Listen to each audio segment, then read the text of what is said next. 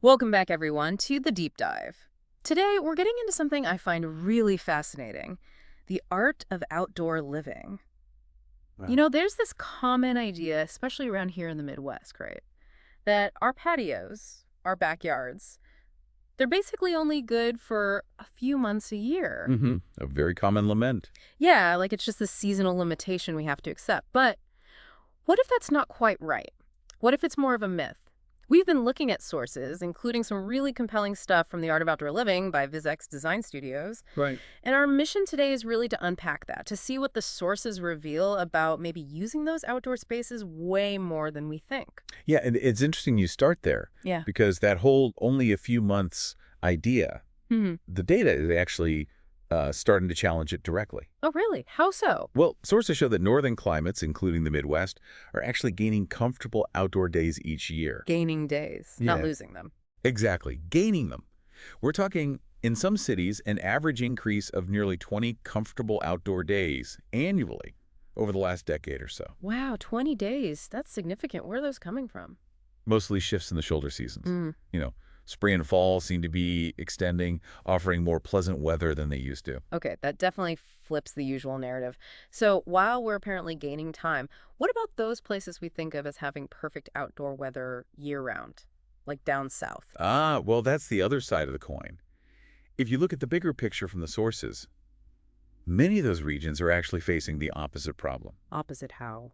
Longer, much hotter, and frankly more uncomfortable summers. Mm. Think about, say, Atlanta in July. Mm. The sources mention heat indexes making it feel like 130 degrees Fahrenheit. Oof. Yeah, you're not sitting outside in that. Precisely. No. Or Florida, you've got intense humidity, mosquitoes. Mm.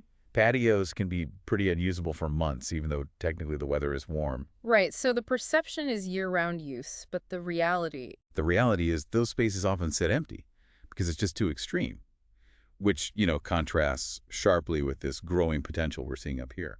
So, okay, the Midwest then. We've got these beautiful springs, lovely autumns, those perfect summer evenings, and even, early winter if you've got a fire pit going. Our sources suggest the potential here is actually pretty remarkable. It really is. So if the weather itself isn't the main barrier anymore, or at least less of one, what is holding people back? Why aren't we all living outdoors half the year? That's the million-dollar question, isn't it? And the sources, they're pretty clear. The real limiting factor, it isn't actually the number of usable days we have. Okay.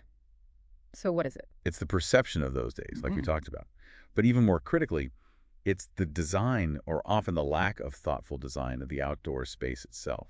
So it's not Mother Nature's fault. It's kind of on us, how we approach building these spaces. That's exactly what the sources point to. Yeah. It's a perspective shift.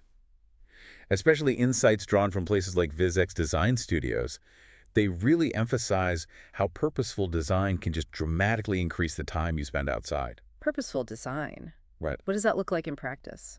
Well, it's about thinking ahead, incorporating elements like proper shade, not just a flimsy umbrella, but maybe a well-placed pergola or, a retractable awning for hotter days. Right, strategic shade. Yeah. And thoughtful lighting to make evenings usable and inviting.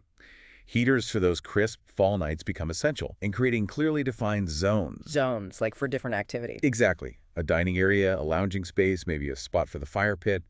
One source mentioned a family who basically just grilled in the summer. Okay. By adding a defined sort of weather-resistant dining spot and a separate heated lounging area, they found themselves outside 5 times more often, right through the fall, even into early winter. 5 times more often, just from design changes. Just from design. That really reframes the whole thing, doesn't it? It means a well-designed space, like the kind highlighted in the Art of Outdoor Living, isn't just scenery. Not at all.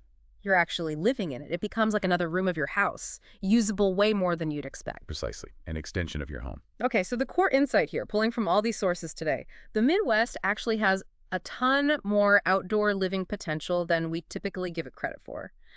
And the key to unlocking it isn't wishing the weather was different. Right. It's about being smart with design, thoughtful design. That's the takeaway. Yeah. And maybe a final thought for you to chew on? Go for it. Instead of, focusing on the days you can't be outside, what happens if you really intentionally design for the days you can? Even those cooler ones. How might that completely transform your experience, making that outdoor space truly valuable, not just for a few months, but, well, for most of the year. Design for the days you have. I like that. Lots to think about there.